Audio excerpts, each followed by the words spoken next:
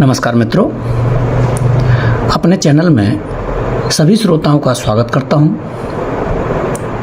आज पुनः उपस्थित हूं एक रोचक और समाज से जुड़ी कहानी लेकर। कहानी का नाम है बेघर छोटू। बेघर छोटू कहानी के लेखक हैं प्रोफेसर शाह आलम खान, जो एम्स नई दिल्ली के जुड़े हुए रहे हैं। तो आनंद लीजिए प्रोफेसर शाह आलम खान जी की कहानी बेघर छोटू। सब उसे छोटू कहकर बुलाते थे। उसका ये नाम कैसे और क्यों पड़ गया, यह उसे भी नहीं पता था। उसका कद छोटा नहीं था। भारत के हिसाब से वह औसत कद का था, मगर शायद वह भारतीय था ही नहीं, या शायद था। उसे खुद भी इसका इल्म नहीं था। अभी उसी दिन की तो बात है, आधार कार्यालय के मोटे बाबू ने उसे फॉर्म देने से इनकार कर दिया था, क्योंकि वह अपने भारतीय होने को साबित नहीं कर पाया था। इतने सालों के दौरान जब भी उसने भारतीय होने की कोशिश की थी, वह अपनी भारतीयता साबित करने में नाकाम रहा था। उसे आजकल खूब काम मिल रहा था, क्योंकि ज़्यादा से ज़्यादा दिल्ली वाले शादियां कर रहे थे। पिछले साल नवंबर में एक ऐसा शुभ दिन आया जब एक ही दिन में राजधानी में 13,000 बारातें निकली थी। उस दिन नेक चंद घोड़ी वाले को अपनी घोड़ी धन्नों से हाथ धोना पड़ गया था। बेचारी को उस दिन 10 घंटों के अंदर 27 दूल्हों का बोझ ढोना पड़ा। थकान के मारे उसने दम तोड़ दिया था। जब उसकी मौत हुई तो उसकी पीठ पर 28वां दूल्हा विराजमान था, जिसके बाप ने धन्नों की मौत को अशुभ संकेत मानकर शादी रद्द कर दी थी। उस समय छोटू बैंड में बज रहे गाने पर होंठ हिला रहा था, जब सितारों के आकार वाली फ्लैश लाइटों की जगमग रोशनी से सजे मैरिज हॉल के ऐन सामने धन्नो ऐसे ढेर हो गई थी जैसे कोई लकड़ी का कठपुतला। छोटू को मिलने वाले 50 रुपये भी उस दिन डूब गए थे। छोटू उस बड़े फ्लाईओवर के नीचे रहता था, जिससे गुजरकर तमाम सुखी परिवार सुदूर देशों में शानदार छुट्टियां बिताकर घर लौटते थे। फ्लाईओवर के नीचे उसके साथ 3 और भी रहते थे। गर्मियों में वे सड़क के बिल्कुल पास सोते थे, क्योंकि गाड़ियों से निकलने वाली गर्म हवा की वजह से खून के प्यासे मच्छरों की फौज दूर रहती थी। दिल्ली कभी सोती नहीं थी, और इसलिए गाड़ियां रात भर गुजरती रहती थीं, और इसलिए छोटू सो सकता था। अजीब बात थी ना कि रात भर जागने वाले शहर के चलते छोटू चैन से सो लेता था। सर्दियां ज़्यादा कठिनाई भरी होती थीं। वे अपनी बरसाती को सड़क के दूसरी ओर स्ट्रीट लैंप के नीचे बिछा लेते थे।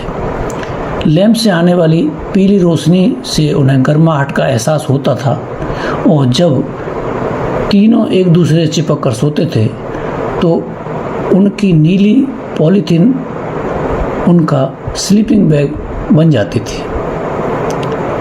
किसी भी तरह जिंदा रहने का हुनर बेहद जरूरी था।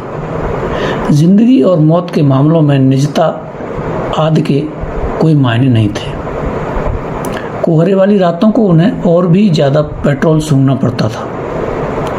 उन्हें धुंधले सपनों से भरी नशीली नींद आ जाती थी।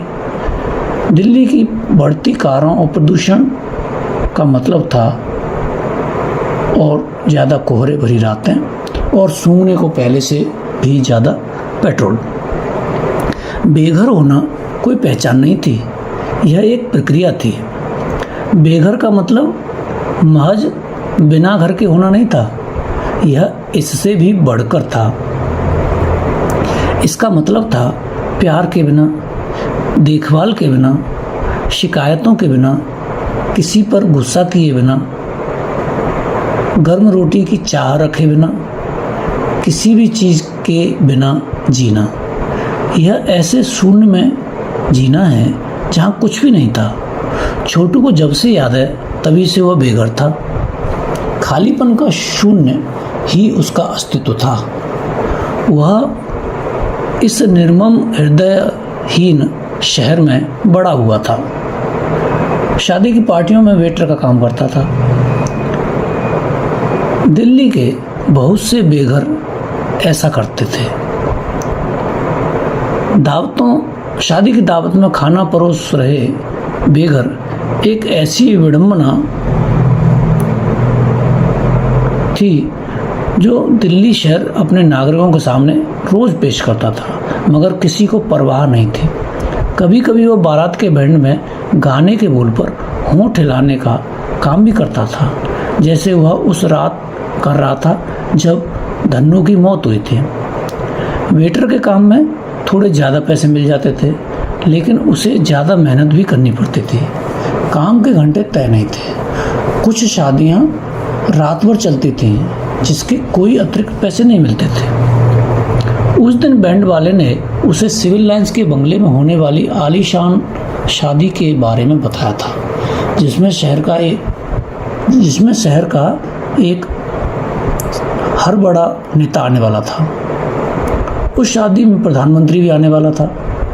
बहुतों की तरह छोटू को भी प्रधानमंत्री बहुत अच्छा लगता था। वह वाकई उस शादी में वेटर बनने के लिए जाना चाहता था। बैंड वाले के आदमी ने छोटू का नाम लिखने के लिए उससे कुछ वसूली भी कर ली। छोटू जानता था कि उसे ठगा जा रहा है, लेकिन उसे परवाह नहीं थी। प्रधानमंत्री को जीते जागते देखने का मौका बार बार थोड़ी मिलना था।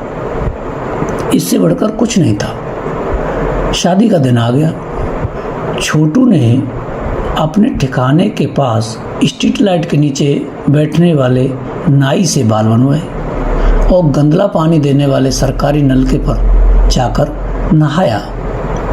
बैंड वाले ने उसे कत्थई रंग का सूट पहनने को दिया, जिसमें कड़क चीनी कॉलर और कंधों पर सुनहरी पट्टियां लगी थीं। बैंड पार्टी और वेटर 2 घंटा पहले बंगले पर पहुंच गए। शानदार ढंग से सजे बंगले के फाटक पर लकड़ी का एक छोटा सा गेट लगा था, जिसे छोटू ने पहले नहीं देखा था। उसके नीचे से जब कोई गुजरता था तो हल्की सी टिंग की आवाज़ आती थी। अचानक काला सफारी सूट पहने एक हट्टे कट्टे शख्स ने उसे रोक दिया। अपना आइडेंटिटी कार्ड दिखाओ, पहचान पत्र, उसने कठोर आवाज़ में कहा। छोटू के पास कोई पहचान नहीं थी। उसका नाम ही उसका अपना नहीं था। वह चकरा गया। सफारी वाले शख्स ने उसे खींचकर किनारे कर दिया। दूसरे वेटरों को भी अंदर जाने से रोक दिया गया।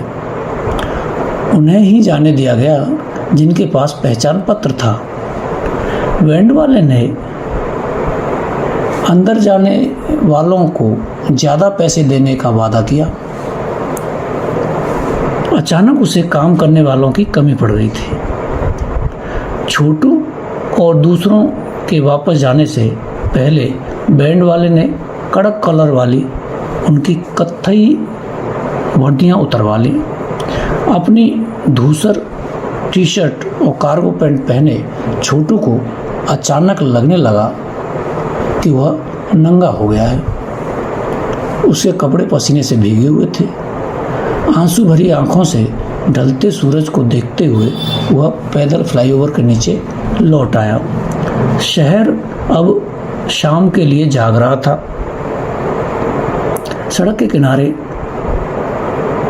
के दूसरे किनारे पर लगी विशाल होर्डिंग पर प्रधानमंत्री की तस्वीर थी, जिसके मोटे होंठ ऐसे फैले थे जिससे लगता था कि वह मुस्कुरा रहा है। उस होर्डिंग पर लिखा था, सबका सपना घर हो अपना। मित्रों, अभी आपने सुनी